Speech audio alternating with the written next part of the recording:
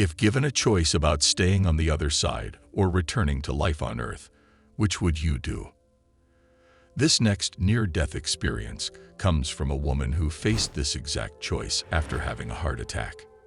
Enjoy. Let me start by saying that I'm a 53-year-old female that previous to my NDE certain things about me were, and still are, different from much of the general population.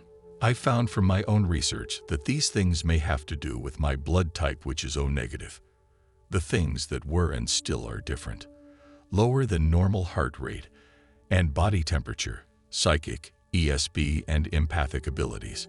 Light bulbs have never lasted very long around me and blow out quite frequently. I've always been aware of the spirit realm and have had many paranormal occurrences throughout my life. Whenever someone close to me passes away, they always make contact in some way shortly after their death. As far as my NDE, mine seems to be different from so many that I've read about. This is my experience. September 10th, 2015. I was 50 years old at this time.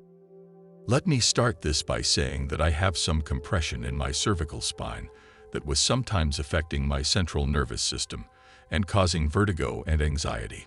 Because of this, during that time in 2015, my doctor had me on alprazolam, Xanax, as needed to help in relieving these symptoms. I no longer need to take this drug as other conservative methods are being utilized at this time. A friend and I decided to spend the day at a public park, a couple of hours from where we live. This park is near a lake and small town with not much around the area. Before we left in the morning, I chose to take half of a pill, Xanax, because I would be the one driving and didn't want an episode of vertigo during this time. As my body was used to taking this pill, there was no feeling of being high, just calm. We got to our destination around lunchtime, so we had a picnic lunch and shared a bottle of wine. Yes, I knew that Xanax and alcohol isn't a good mix, but I thought that enough time had passed, 4 hours, that it would be okay. We then also smoked a small amount of marijuana, which I hadn't done in years. Again, apparently not a good idea. It wasn't long before I wasn't feeling well. I was very nauseous and felt I was going to vomit. So I sat at the picnic table with my head down to try to calm this feeling. At this time, I could feel myself going in and out of my body, so I decided that laying down might be a better idea. So I laid on the grass with my friend next to me who knew I wasn't feeling well. We also didn't want to draw attention to ourselves, so we were trying to make it seem like everything was okay. After laying on the grass, I started to feel a pressure in my chest, and I was short of breath.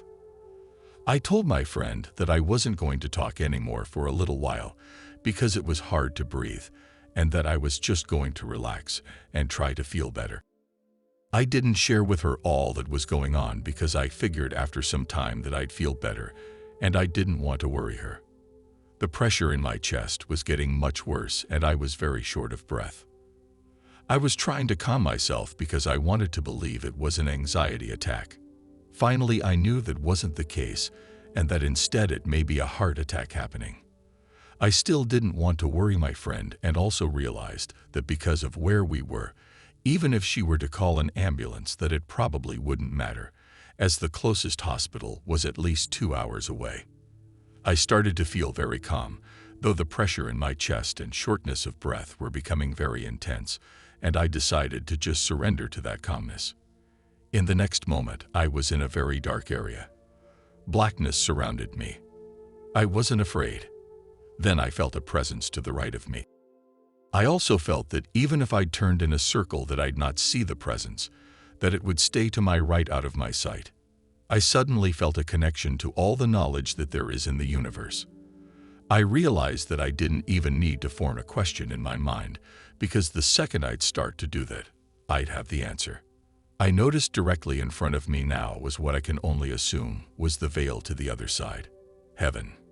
This veil had an iridescent appearance and appeared to be undulating and had what looked like a golden ribbon surrounding it.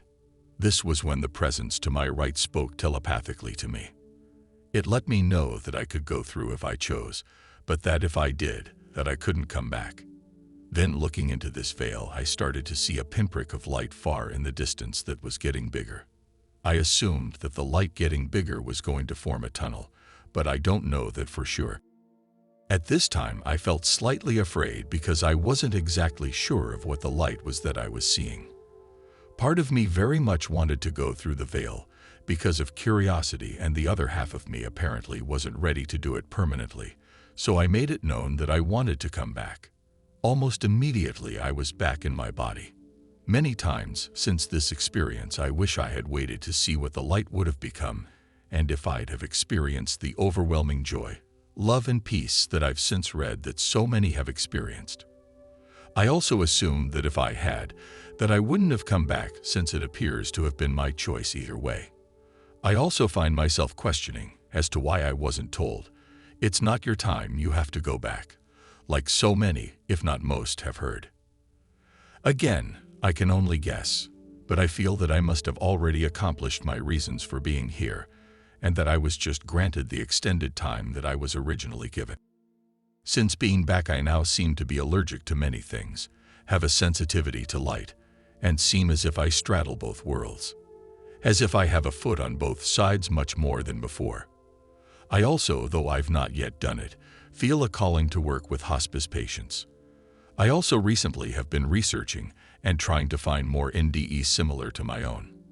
I found some that were similar, but not many.